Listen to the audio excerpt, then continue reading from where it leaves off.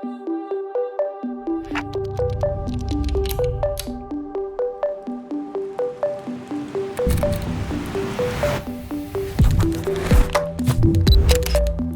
you tell which of these photos was shot on a phone and which one was taken with a professional camera? Take your guess and stick around to see if you were right at the end of this video. Alright, so here's the deal. Phone cameras have gotten really good. Like, wait, was that actually shot on a phone type good? What used to be a backup camera is now most people's go-to for capturing photos and videos on the fly. You've got massive megapixel counts, computational photography, and even some manual controls in a few phones, all within your pocket, right next to your leftover receipts and your snack crumbs. So it raises the question, is it game over for real cameras? Are we finally at the point where a smartphone can actually replace them? That is what we're going to explore in this video. First, we're breaking down the key differences between smartphones and full-size cameras. Things like lens size, sensor size, and how much control you really get. Then I'll show you a photo comparison using 3 different devices, a mid-range phone, a flagship phone, and a full-frame professional camera. After that, we'll talk about real-world use cases when a phone actually makes sense, and when stepping up to a real camera is the better move. So, grab a coffee or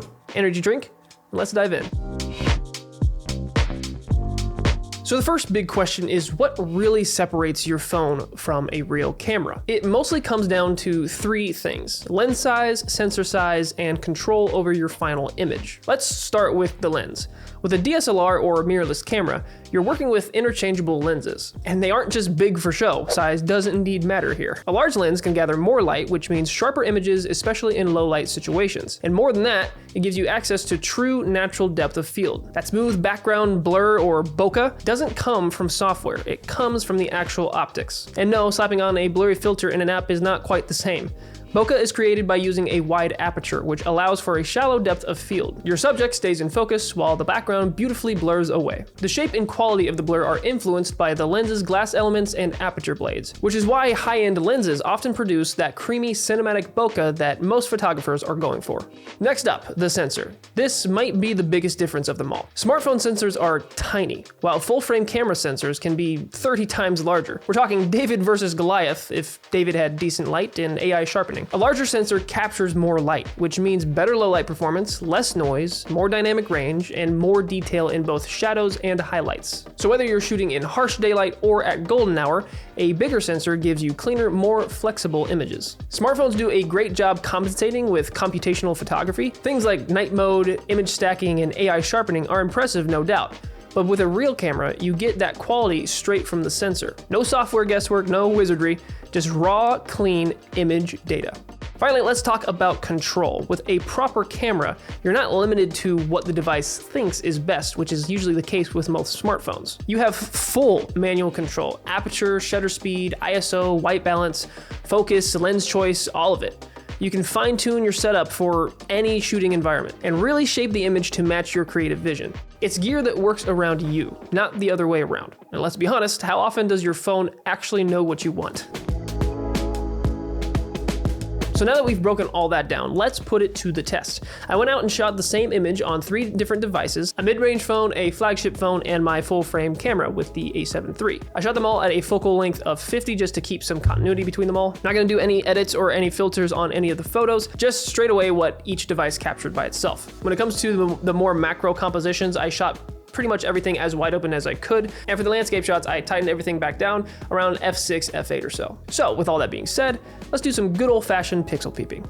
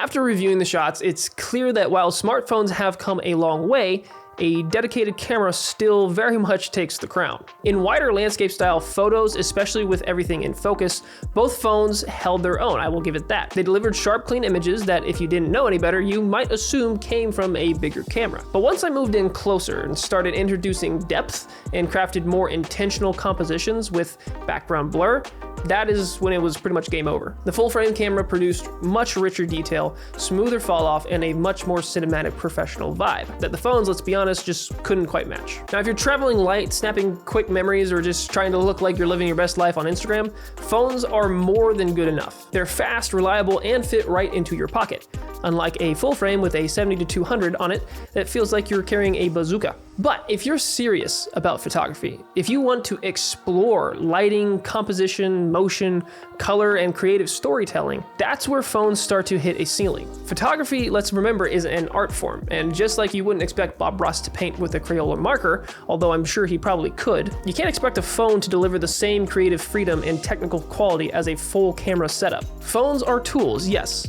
but cameras are instruments. All right, remember those two photos I showed at the beginning? The image on the left was taken with a phone. The image on the right, that was the professional camera. Was it obvious to you, or did it have you kind of stumped? Let me know down in the comments below. So, is it game over for real cameras? Are phones going to replace them entirely? Of course not. Smartphones are amazing tools, yes, and for a lot of everyday shooting, they are more than capable. But professional camera systems are not going anywhere. Not now and not anytime soon, because photography is about more than just convenience. It's about control, precision, and being able to shape an image exactly how you want it. And that's something, as of right now at least, only a real camera system can offer. Whether you're dialing in shutter speed for the perfect motion blur, swapping lenses to change perspective, or diving into color grading in post, phones simply aren't built for that level of depth. And when we start talking video, different ballgame entirely, from codecs and frame rates to lens compression, dynamic range. The gap between phones and cameras only gets wider. So no, real cameras aren't being replaced. They're evolving. They're getting better, and they're still the best tools for pushing the craft forward. But phones? They're definitely in the room now. They're making photography and content creation way more accessible than ever, and that is a good thing. So whether you're shooting with a phone or a full-frame beast, what matters most is that you are just creating, which is exactly what you guys should be doing right now. That is enough consuming, guys. Get out there and create something yourself. I will see you all in the next video.